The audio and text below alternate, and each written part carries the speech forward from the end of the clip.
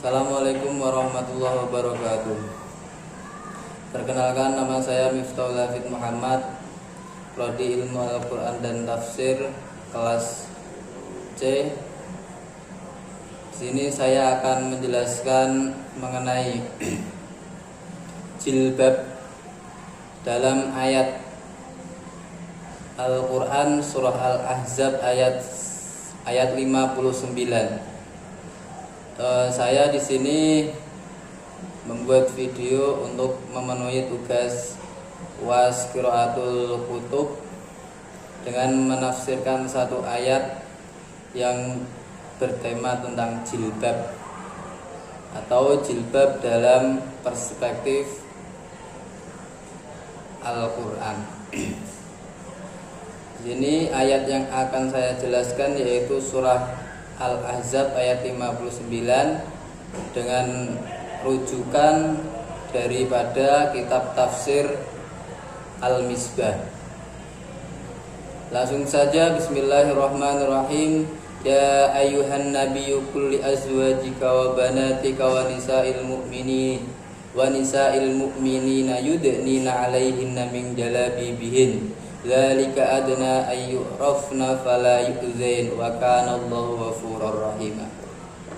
Yang artinya, ya ayyuhan nabiyyu, wahai nabi, qul li azwajika, katakanlah kepada istri-istrimu, wa banatika, dan anak-anak perempuanmu, wa nisa'il mu'minina, dan istri-istri orang mukmin, katakanlah yudnina 'alaihinna min jalabibihin, hendaklah mereka mengulurkan jilbabnya ke seluruh tubuh mereka.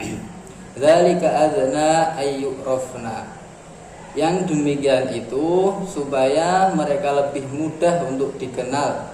Fala yu'dzain, maka karena itulah mereka tidak akan diganggu. Wa kana Allahu ghafurur rahima, dan Allah adalah Maha Pengampun lagi Maha Penyayang.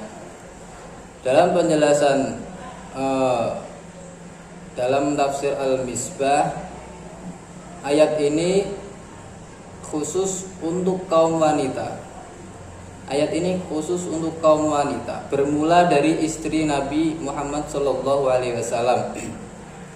Diperingatkan agar menghindari sebab-sebab yang menimbulkan penghinaan dan pelecehan.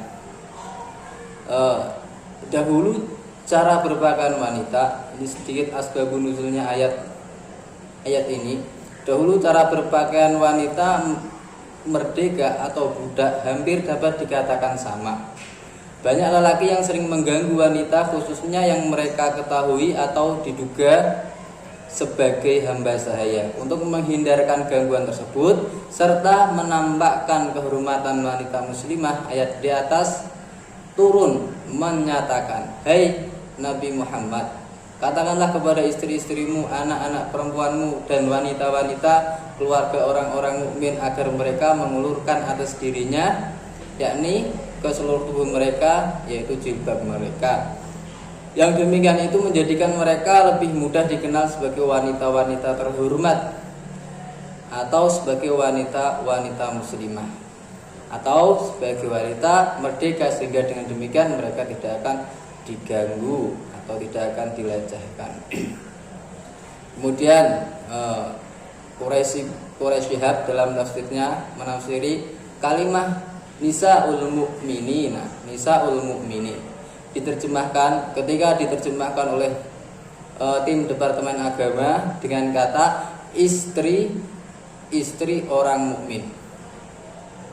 Akan tetapi Quraisy Shihab dalam tafsirnya Al-Misbah lebih cenderung menerjemahkan dengan wanita-wanita orang mukmin, sehingga ayat ini mencakup juga gadis-gadis, perempuan-perempuan, semua orang mukmin, bahkan keluarga mereka semua. Kemudian kata alaihinna menegaskan bahwa seluruh badan mereka. Kata ini sebagai penegas untuk mengulurkan jilbabnya tadi ke seluruh badan mereka tertutupi oleh pakaian. Nabi Muhammad SAW mengecualikan wajah dan telapak tangan.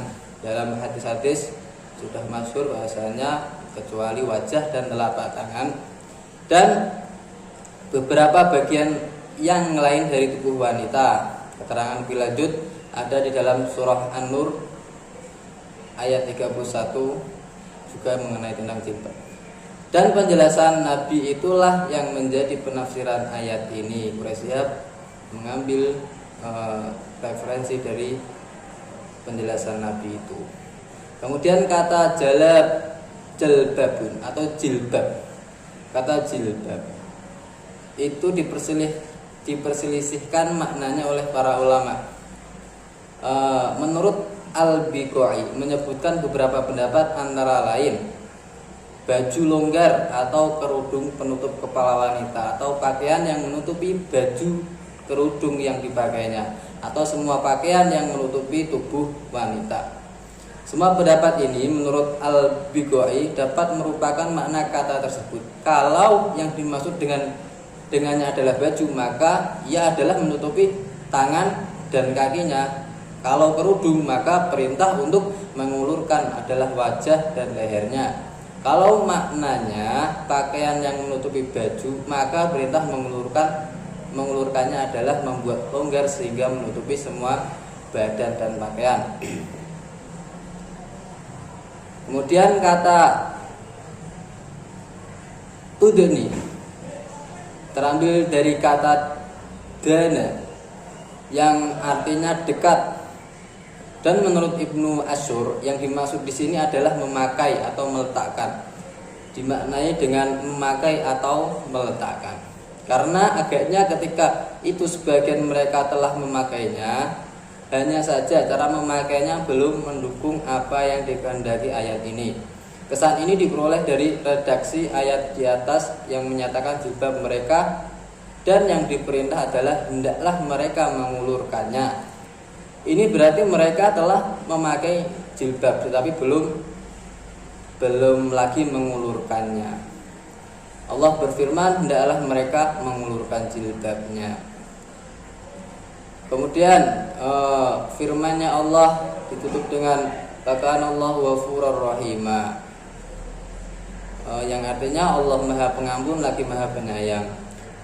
Dipahami oleh Ibnu Asyur sebagai isyarat tentang pengampunan Allah kepada wanita-wanita muslim yang pada masa itu sebelum ayat ini turun belum memakai jilbab. Sebelum turunnya ayat itu dapat juga dikatakan bahwa kalimat itu sebagai isyarat bahwa mengampuni wanita-wanita masa kini yang pernah dibuka auratnya. Bila mereka segera menutupnya atau memakai jilbab, atau Allah mengampuni mereka yang tidak sepenuhnya melaksanakan tuntunan Allah dan Nabi selama mereka sadar akan kesalahannya dan berusaha sekuat tenaga untuk menyesuaikan diri dengan petunjuk-petunjuknya. Menurut Quraisy adalah memahami perintah tersebut hanya berlaku pada zaman Nabi, di mana ketika itu ada perbudakan, diperlukan adanya pembeda antara budak dan wanita merdeka, serta bertujuan menghindarkan gangguan lelaki usil, lelaki jahil. Menurutnya sebelum turunnya ayat ini cara berpakaian wanita merdeka atau budak hampir dapat dikatakan sama. Karena itu lelaki yang jahil seringkali mengganggu wanita-wanita khususnya yang mereka ketahui atau duga sebagai budak. Untuk menghindarkan gangguan tersebut serta menampakkan kehormatan wanita muslimah, kemudian ayat ini turun. Jadi kesimpulannya bahwasanya menurut Quraisy dalam tafsirnya Al-Misbah, pakaian yang digunakan untuk menutupi tubuh wanita dan dilengkapi dengan penutup kepala, beliau mengartikan perintah mengenakan jilbab merupakan suatu anjuran, bukan suatu kewajiban. Beliau berpendapat bahwa jilbab adalah suatu adat istiadat dan produk budaya. Maka dari itu tidak boleh memaksakan suatu adat pada kaum lain. Ini menurut Quraisy. Dan pada makna ilama zahara minha, Mustafa Al-Baghribi adalah menurut Mustafa Al-Maghiri seperti cincin, celak, mata, lipstik. Sedangkan Quraisy Shihab mengatakan bahwa yang dimaksud yaitu kedua telapak tangan, juga kaki dan rambut. Mungkin itu saja yang bisa saya sampaikan mengenai jilbab dalam perspektif Al-Quran. Semoga bermanfaat. Banyak kesalahan, mohon maaf yang sebesar-besarnya. Dari saya Miftahul Hafidz Muhammad. Wassalamualaikum warahmatullahi wabarakatuh.